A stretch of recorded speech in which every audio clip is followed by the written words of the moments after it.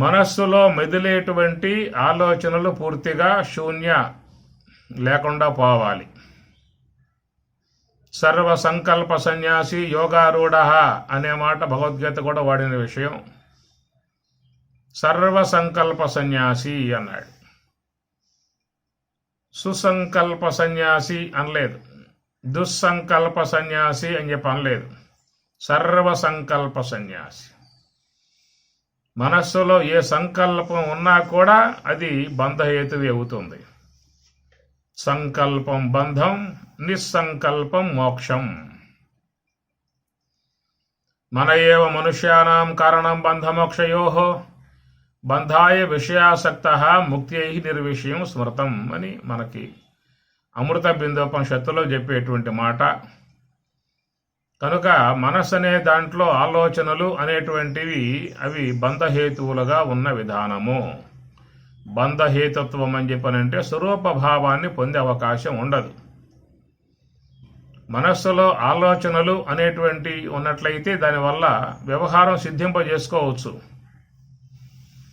ఈ లోక వ్యవహారం మనకి చక్కగా సిద్ధించాలని చెప్పన్నట్లయితే ఆలోచనలు అనేటువంటివి బాగా ఉండాలి.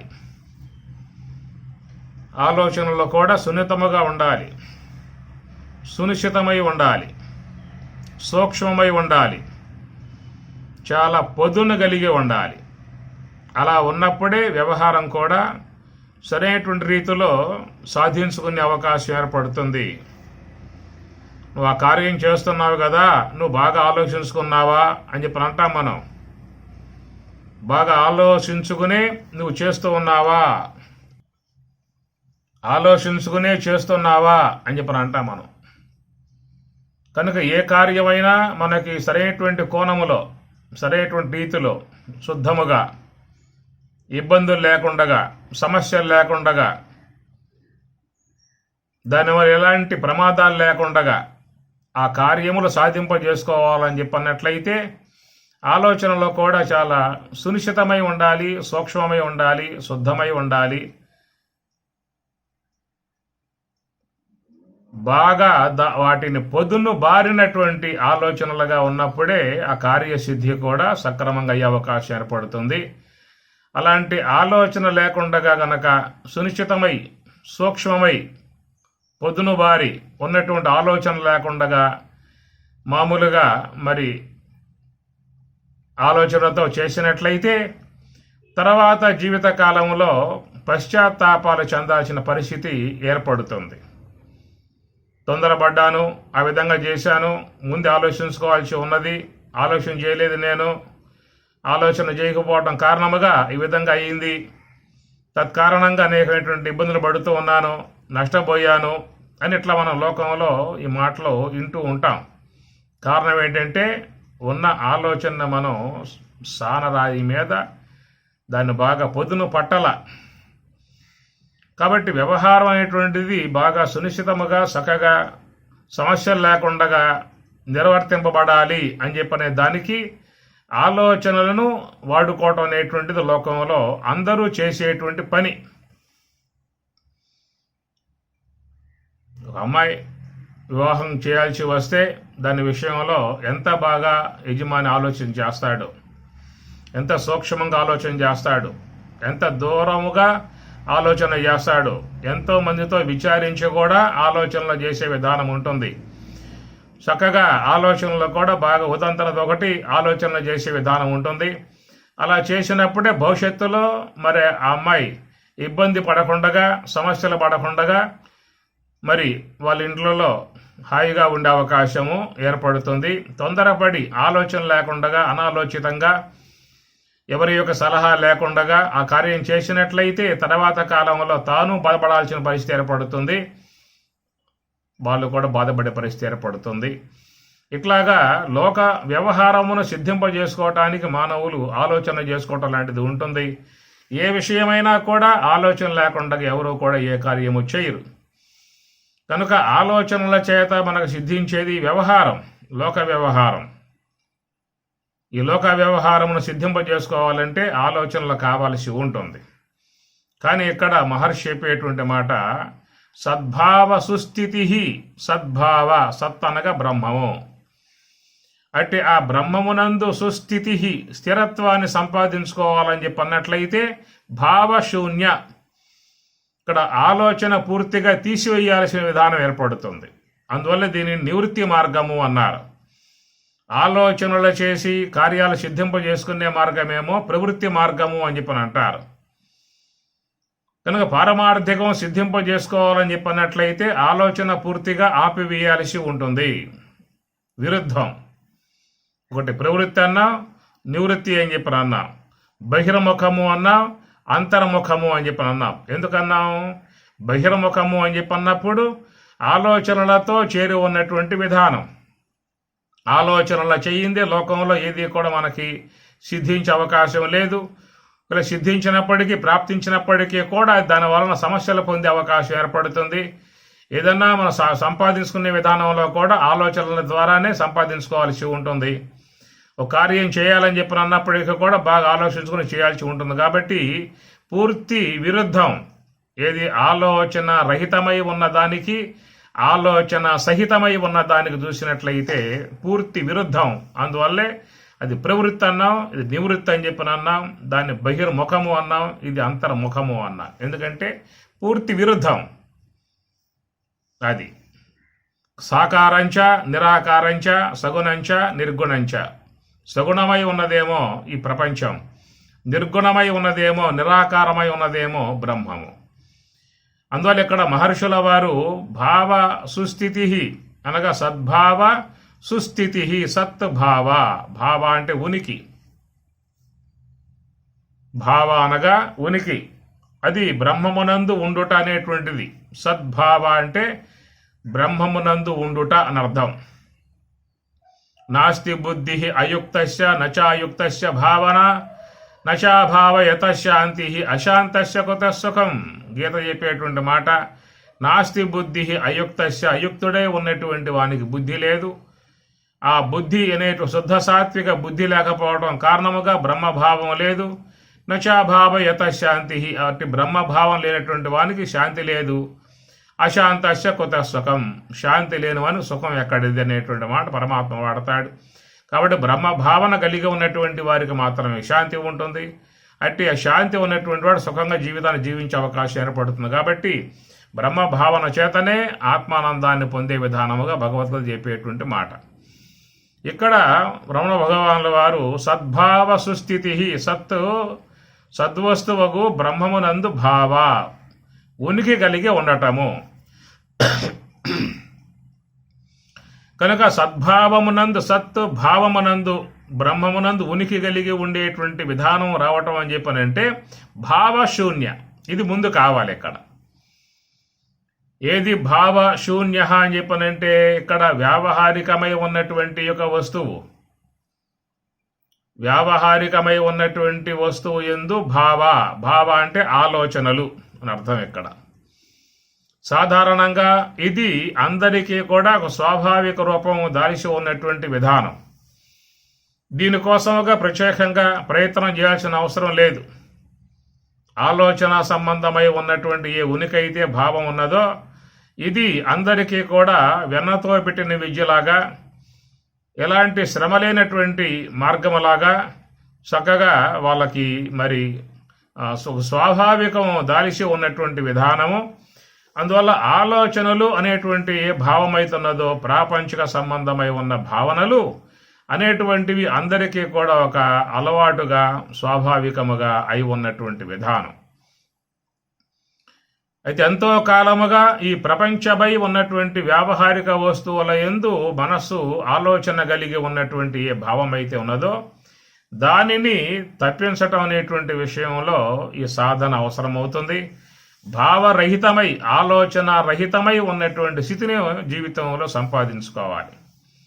ఆలోచన రహితమై ఉన్నటువంటి స్థితిని సంపాదించుకోగలిగితే వాళ్లకు సద్భావ సుస్థితి.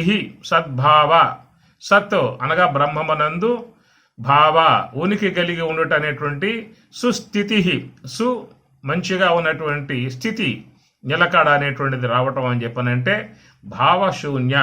అది కనుక వ్యావహారికమునందు ఉండుట, రెండవది పారమార్థికమునందు ఉండుట. 2 అంశాలు ఎక్కడ. కనుక పారమార్థికమునందు ఉండుట అనేది నీకు రావాలని చెప్పన్నట్లయితే వ్యావహారికమునందు ఉన్నటువంటి మనోసంబంధ వ్యవహారాన్ని పూర్తిగా తప్పించాల్సి ఉంటుంది అనేది భావశూన్య అనే మాటకు అర్థం. కాబట్టి మనస్సు ఎప్పుడూ కూడా మరి ఈ భావశూన్య ఆలోచనలు లేకుండా ఉండుట అనేటువంటి విధానం దానికి ఉండటం అనేటువంటిది లేదు. జాగ్రత్త అవస్థలో ఉన్న ఆలోచనలే, నిద్రావస్థలో ఉన్న ఆలోచనలే. మనకున్న రెండేక, ఒకటి జాగ్రత్త అవస్థ, ఒకటి నిద్రావస్థ.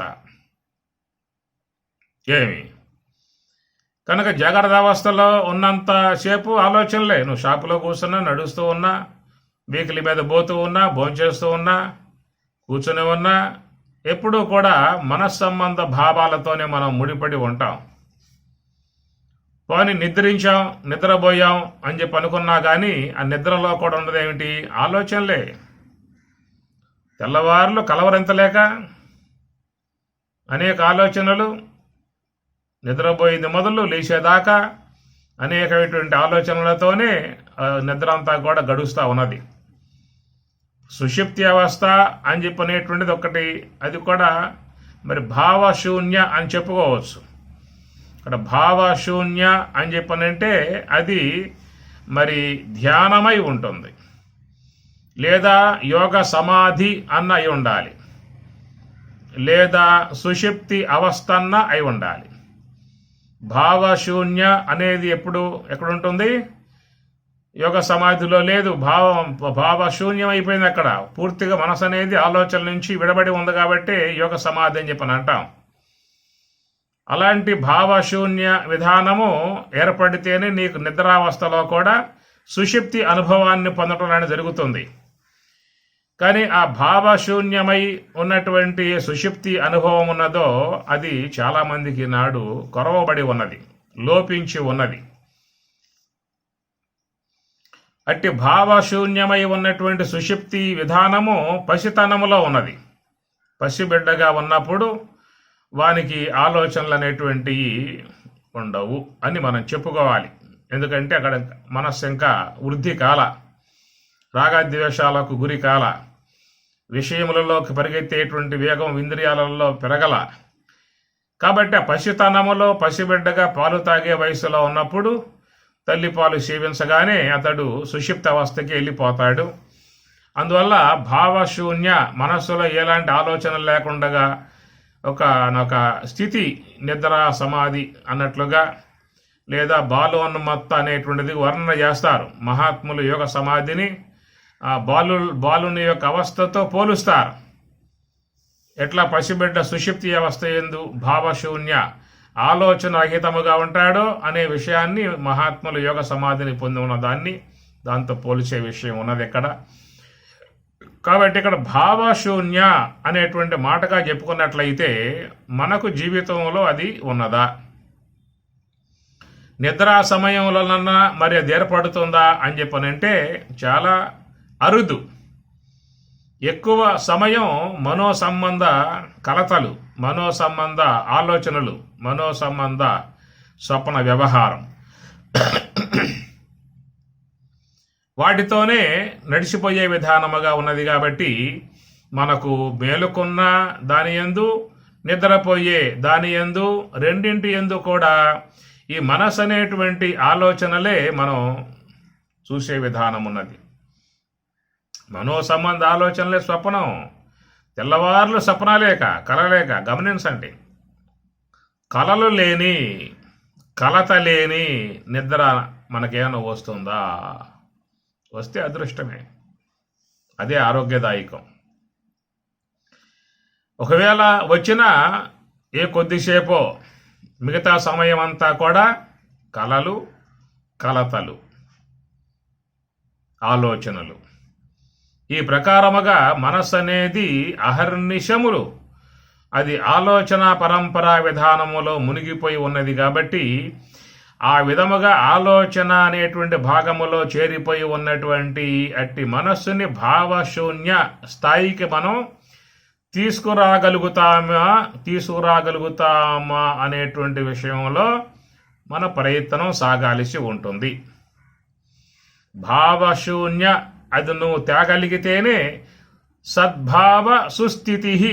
సద్భావ, సత్ అనగా బ్రహ్మము, సద్భావ అనగా బ్రహ్మమునందు, సుస్థితి స్థిరముగా ఉండే విధానం ఏర్పడుతుంది.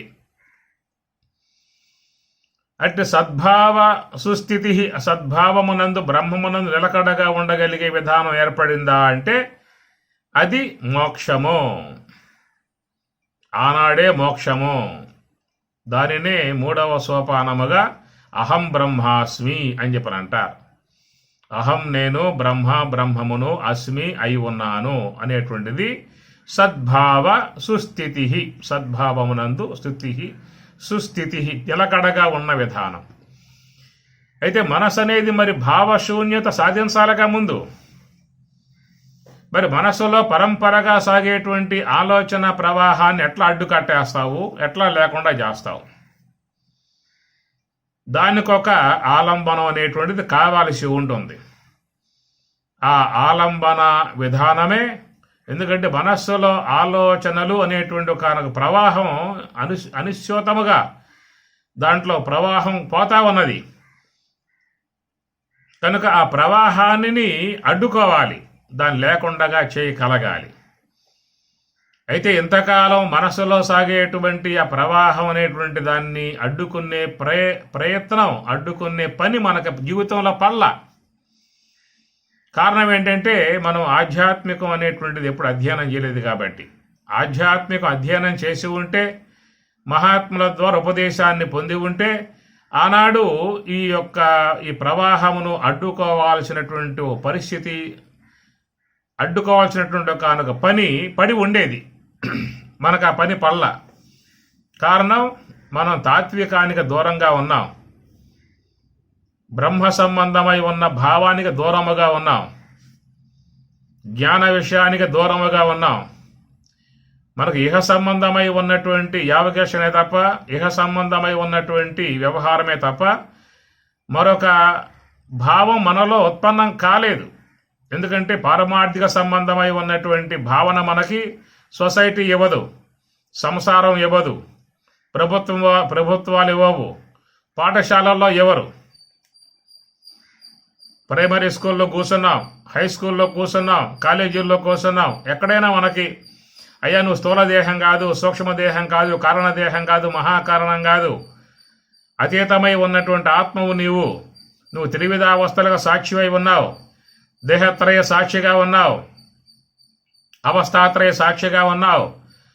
కనుక నీ విధముగా ఈ అనాత్మయ ఉన్నటువంటి దేహాదులందు మోహంలో మునిగి ఉన్నావు, మోహభావాల్లో మునిగి ఉన్నావు.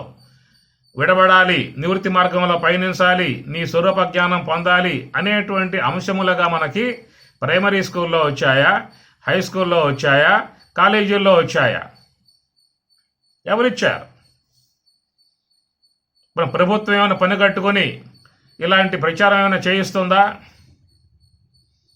పని కుటుంబంలో తల్లి తండ్రి అమ్మ నాన్న ఉన్నారని చెప్పినంటే వాళ్ళైనా నాయన నువ్వు విధంగా జన్మించావు, నువ్వు దేహం అని చెప్పి అనుకుంటూ ఉన్నావు, నువ్వు దేహం కాదు, నా అనాత్మ వస్తువు కాదు, పంచకోశాలు కాదు, త్రిదేహాలు కాదు, విలక్షణమై ఉన్నటువంటి ఆత్మవు నువ్వు, ఆత్మజ్ఞానం పొందటానికి నీకు ఈ జన్మ వచ్చింది కనుక నీవు ఈ ప్రకారముగా ఆచరించి ఆత్మజ్ఞుడవై ఆత్మజ్ఞానవై తరించు అనే విధానముగా మన కుటుంబాల్లో అమ్మా నాన్న చెప్పే దాఖలాలు ఉన్నాయా?